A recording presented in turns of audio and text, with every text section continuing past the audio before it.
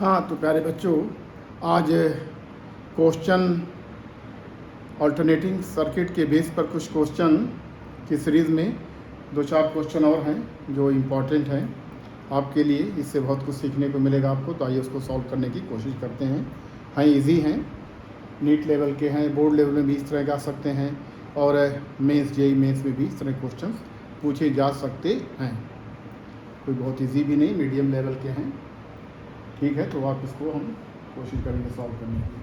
पहला क्वेश्चन है, the magnetic field energy in an inductor changes from maximum value to minimum value if 5.0 millisecond, ms means millisecond, when connected to an AC source. The frequency of the source is 20 Hz, 50 Hz, 200 Hz, 500 Hz। चार option दिए, इसमें से बताना है कि एक inducting coil है जो कि एक एसी सोर्स से कनेक्ट है, उसकी जो एनर्जी हो रही है मैक्सिमम से मिनिमम चेंज होने में, 5 मिलीसेकेंड लगता है। तो आपको बताना है सोर्स की फ्रीक्वेंसी क्या है। चलिए ठीक है, सर्किट ड्रा कर लेते हैं। कोई बहुत ही ज़रूरी नहीं सर्किट ड्रा करना, लेकिन ठीक है हम देखते हैं। तो ये सॉल्यूशन है ये क्वेश्चन नंबर 1 का। देखिए, एक इंडक्टेंस कॉइल है, एक हमने एसी सर्किट से उसको कनेक्ट कर दिया है। ये हमारा L है, ये एसी सोर्स है, इसमें करंट जा रही है। इसमें कुछ एनर्जी स्टोर होगी, तो वो एनर्जी जो स्टोर होती है आप जानते हैं कि वो साइनसॉइडली भी होगी, साइनसॉइडली होगी। जिस तरह से करंट होती है, तो जैसे एनर्जी का जो चेंज होगा वो इस तरह से कुछ होगा, इस तरह से कुछ चेंज होगा।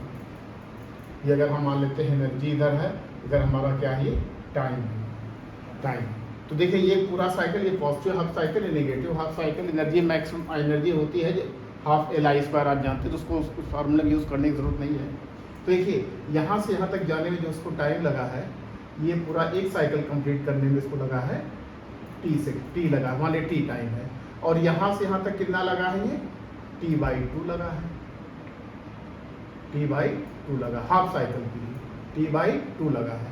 तो अब देखो बेटा, मैक्सिमम से मिनिमम, देखिए यहाँ 0 से शुरू हुई है, यहाँ गई मैक्सिमम, ये मैक्सिमम एनर्जी है, और ये हो गई मिनिमम एनर्जी। ये हमारी क्या है, ये मैक्सिमम है, ये, और ये हमारी क्या है, ये मिनिमम एनर्जी है, मिनिमम एनर्जी है शॉर्ट में। इसके लिए कितना टाइम लगा है, यानी मैक्सिमम से मिनिमम जाने में कितना लगा है, T/4। कितना लगा है ये, T/4, where T, capital T is the time period of the circuit, T/4 लगा है। तो जानते हैं, यानी from maximum to minimum, from maximum to minimum कितना टाइम लगा है, T/4 लगा है, where T is the time period. और हम जानते हैं कि जो फ्रीक्वेंसी होती है F = 1/T होती है, 1/, इसी रिलेशन पर बेस्ड है ये।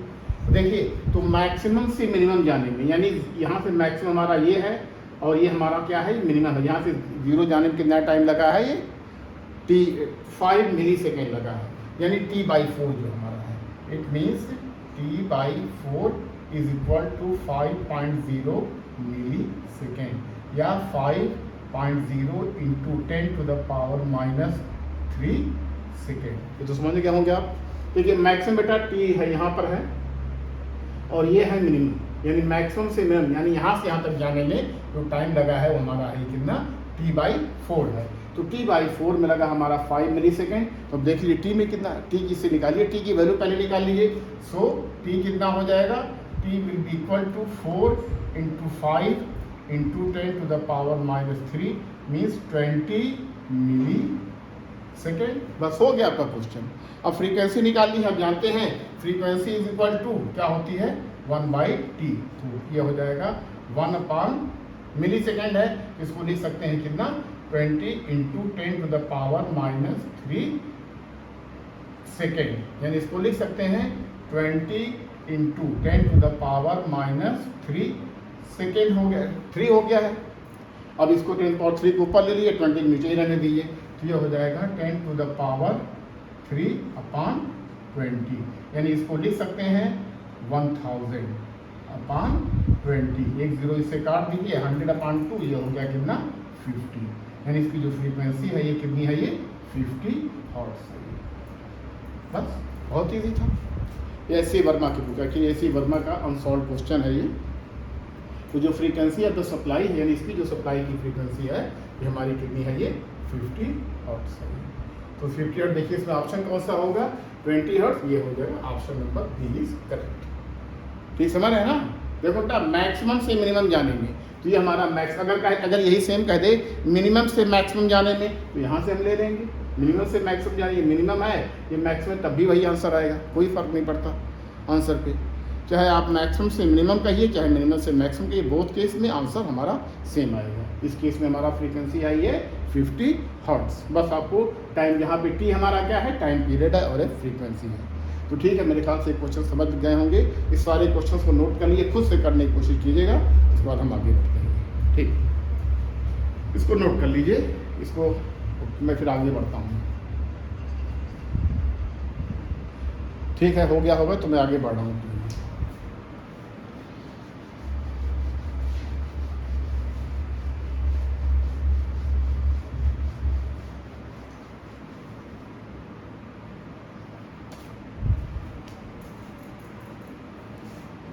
अब हम देखते हैं दूसरा क्वेश्चन। पहला क्वेश्चन ये हो गया है। दूसरा क्वेश्चन है a series AC circuit has a resistance of 4 ohm and a reactance of 3 ओम।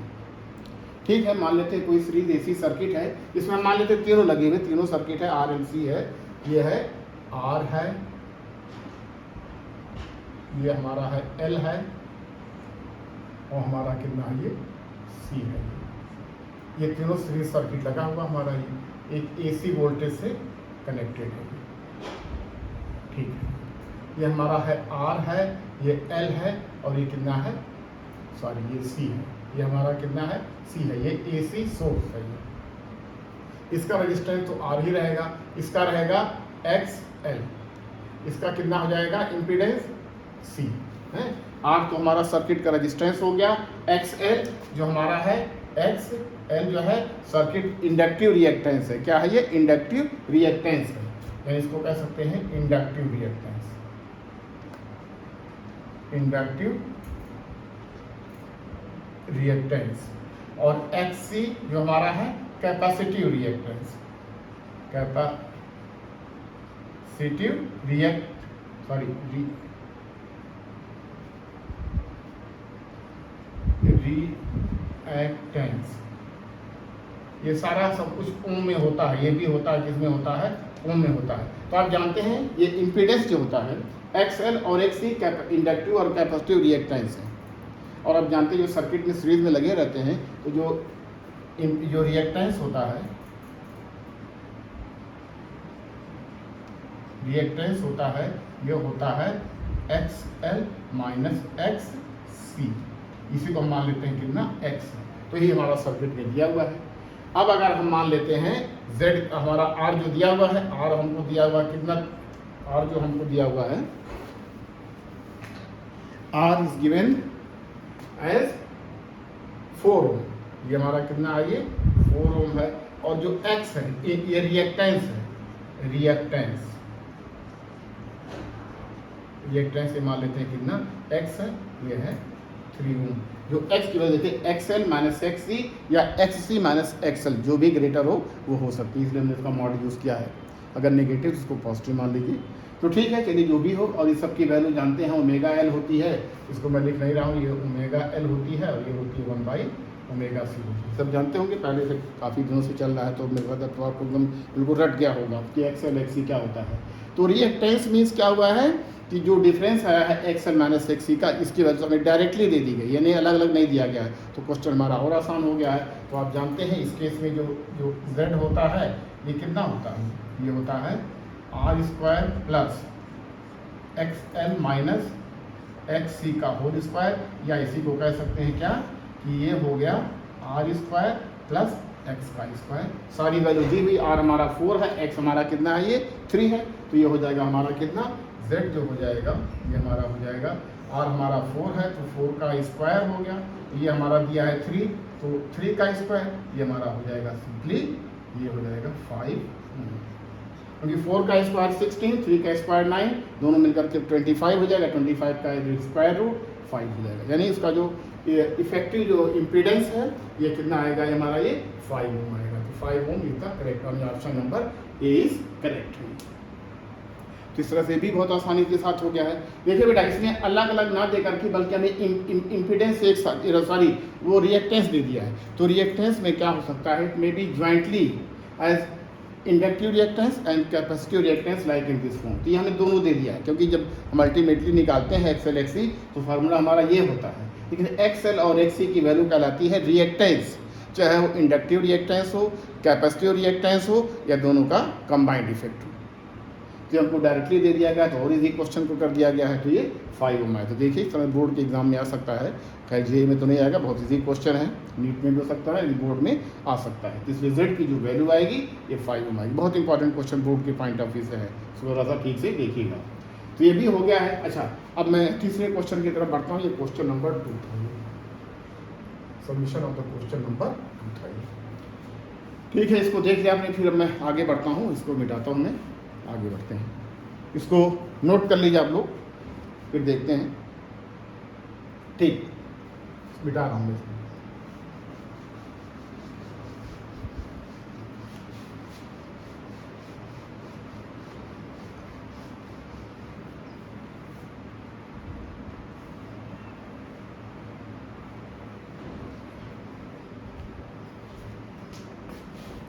देखिए बेटा, जो तीसरा क्वेश्चन है ये नॉलेज बेस्ड क्वेश्चन, अगर आपको नॉलेज है, पता है, पढ़ा होगा किताबों में, स्टडी किया होगा, तो बिल्कुल इसका आंसर पता होगा कि the AC voltage across resistance can be measured using A potentiometer, A hot wire voltmeter, a moving coil galvanometer, a moving magnet galvanometer. एक रेजिस्टेंस के अक्रॉस जो वोल्टेज मेजर करनी है, जैसे ये मान लीजिए कि क्वेश्चन बढ़ती है, बाकी इसमें डायग्राम बनाने की ज़रूरत नहीं है, इसमें no need to draw a diagram, just आप read the question and give the answer if you have the knowledge. तो ठीक है, लेकिन तभी मैं ड्रा कर दे रहा हूँ मैं एक्चुअली, ठीक है। एक रेजिस्टेंस है, एसी सर्किट यानी एसी वोल्टेज से एसी वोल्टेज दे दिया गया है इसको,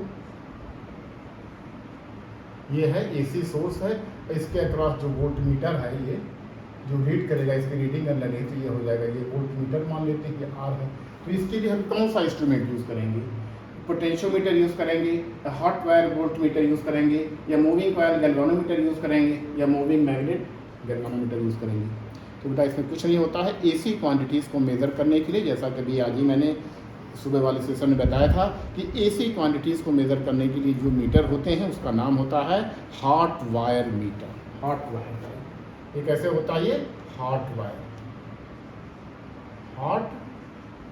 वायर टाइप का होता है, हॉट वायर टाइप इंस्ट्रूमेंट होता है, चाहे वो हॉट वायर वोल्ट मीटर हो, चाहे वो हॉट वायर अमीटर हो। जो मूविंग पोटेंशियोमीटर है strictly mean for DC, moving coil strictly mean for DC, और मूविंग मैग्नेट ये भी डीसी के लिए यूज़ होता है, लेकिन हॉट वायर जो होता है एसी के लिए यूज़ हो सकता है, लेकिन इसे डीसी भी मेज़र कर सकते हैं।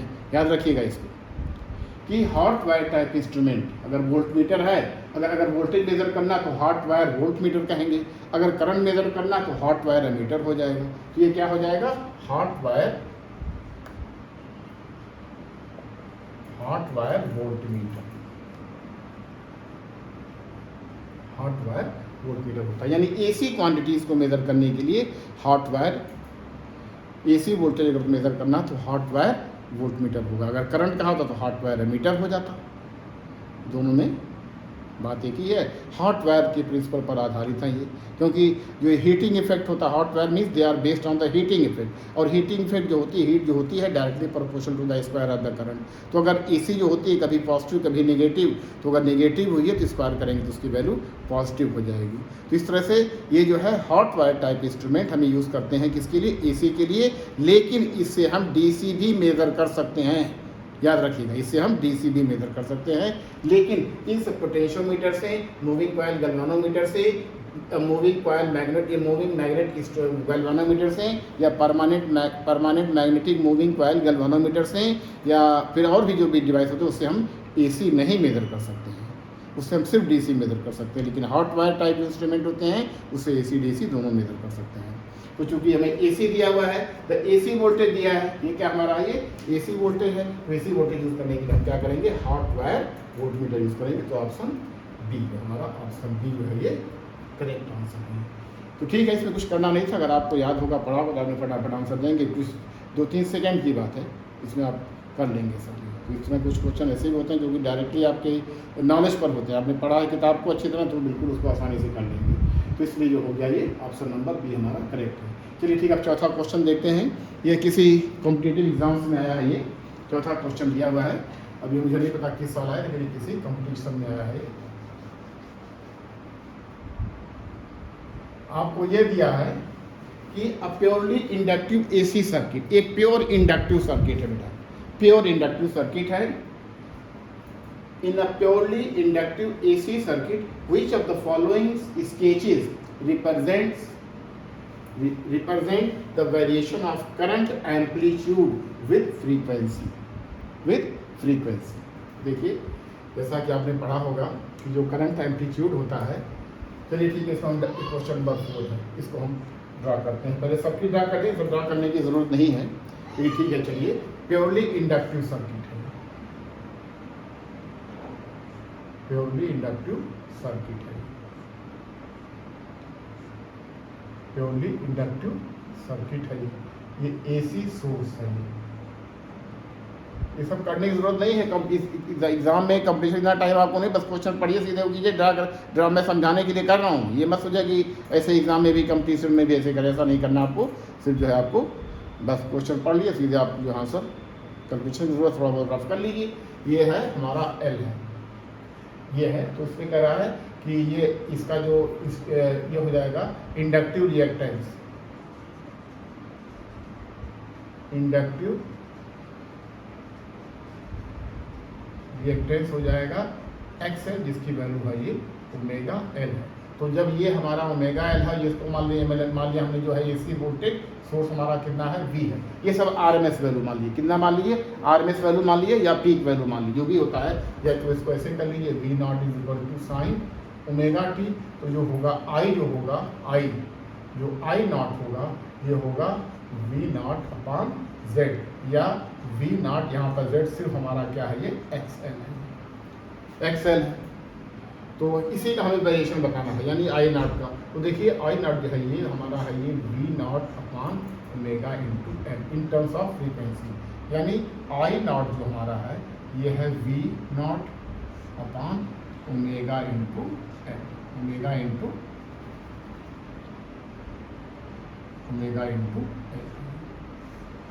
चलिए ठीक है, तो ओमेगा अगर कांस्टेंट है तो आप जानते हैं इसके हिसाब से अगर ओमेगा बढ़ेगा तो करंट, अगर ओमेगा इंक्रीज करता है तो करंट हमारा डिक्रीज करेगा, और अगर ये डिक्रीज करता है तो करंट हमारा इंक्रीज करेगा। यानी दोनों में कैसा है, इनवर्स रिलेशन है। यानी I0 जो है, I0 is inversely proportional to 1/ओमेगा। यानी अगर फ्रीक्वेंसी बढ़ रही है, देखिए इसका ग्राफ देखिए, इसको खुद ड्रा कर लीजिए, सेल्फ ड्रा कीजिए। ये हमारी है फ्रीक्वेंसी, ये बढ़ रही है, और ये हमारी क्या है, करंट एम्पलीट्यूड है। I0 जो है इसको हम कह सकते हैं I0 करंट एम्पलीट्यूड है, तो लिख सकते हैं I0 ये करंट एम्पलीट्यूड है, करंट एम्पलीट्यूड यानी मैक्सिमम वैल्यू है, पीक वैल्यू कर सकते हैं, करंट एम्पलीट्यूड, या इसको पीक वैल्यू कह सकते हैं, इसको हम क्या कह सकते हैं, ये पीक वैल्यू भी कह सकते हैं। तो देखिए ओमेगा इधर देखिए 0 है, अगर ये 0 है तो ये हमारा जो है समझे कि करंट तो इनफाइनाइट हो जाएगा। अगर ओमेगा 0 करंट हमारा क्या होगा, इनफाइनाइट हो जाएगा। यानी जैसे जैसे फ्रीक्वेंसी बढ़ेगी peak value of the current क्या होगी, कम होती जाएगी। देखिए पहले ये था, तो जहाँ जब हमारा ओमेगा नॉट 0 था या बहुत कम था तो करंट हमारी बहुत ज़्यादा थी। जब हमारा ओमेगा नॉट बहुत कम था तो I0 हमारी क्या थी, बहुत ही ज़्यादा थी। यानी ग्राफ हमारा शुरुआत होगी इस तरह से, ऐसे होते होते होते होते इस तरह से जाएगी। ये हमारा वेरिएशन करंट का देखा आपने। जैसे हुआ ओमेगा नॉट कम था, यहाँ पे कम है। यहाँ मान लीजिए 10 है, 20 है, 30 और 30 रेडियन, 40, 50, 60, 120 230 कितना भी रेडियन होता है। तो जैसे जैसे बढ़ेगा करंट हमारी क्या होगी, ये कम होती जाएगी। इसका मतलब सबसे सुटेबल रेडिएशन है ये क्या है, ये ऑप्शन नंबर सी ये। तो इसको थोड़ा सा देखिएगा, खुद करने की कोशिश कीजिएगा। इस तरह से हो सकता है प्योरली कैपेसिटिव सर्किट में दे दे। प्योरली कैपेसिटिव सर्किट में जो होता है करंट जो होती है वोल्टेज के साथ कैसे, फ्रीक्वेंसी के साथ कैसे वेरी करती है, उसका भी रिलेशन आप लोग जानते हैं। तो इस तरह से बेटा देखिए प्योरली इलेक्ट्रिक सर्किट का था, ऐसे हो सकता है प्योर कैपेसिटिव सर्किट का भी दे दे। और रजिस्टेंस का तो नहीं, लेकिन रजिस्टेंस का फ्रीक्वेंसी से कोई रिलेशन ही नहीं है, तो कैपेसिटिव और कैपेसिटर और इंडक्टर भी दे सकता है, या दोनों कर सकते हैं, दोनों का एक साथ दे सकते हैं। तो ठीक देखा आपने वेरिएशन कैसे हो रहा है, जब फ्रीक्वेंसी कम हो रही है तो जब फ्रीक्वेंसी बढ़ रही है तो करंट हमारी क्या हो रही है, करंट एम्पलीट्यूड हमारा घट रहा है। तो सबसे जो बेस्ट जो ऑप्शन जो इसका आंसर है आंसर नंबर 3 है। तो ये कुछ इंपॉर्टेंट क्वेश्चन थे, इसको ज़रा सा पढ़िएगा, समझिएगा, खुद पहले खुद कीजिएगा, क्योंकि ऐसे क्वेश्चन हैं अगर आपने रियली पढ़ा, आपने स्टडी किया है समझ के, उस सारे क्वेश्चन आप कर लेंगे, कोई ऐसा क्वेश्चन मुश्किल क्वेश्चन नहीं है। तो ठीक है, अब आज के दिन रहने देते हैं, फिर अब जो है अगली बार देखते हैं, कुछ और क्वेश्चन लगे, कुछ और बातें बची होंगी, कुछ और बातें जो बची होंगी उसको देखा जाएगा। आप लोग थोड़ा सा कमेंट करके मुझे बताते रहिए बेटा कि क्या मेरी शॉर्टकमिंग्स है, कैसा मेरा जो है और सब कैसी क्वालिटी कैसी है, और ये लेक्चर आपके लिए कितना बेनिफिशियल हो रहा है। जब बेटा कोई कम्पिटिटिव एग्ज़ाम देंगे और मेरे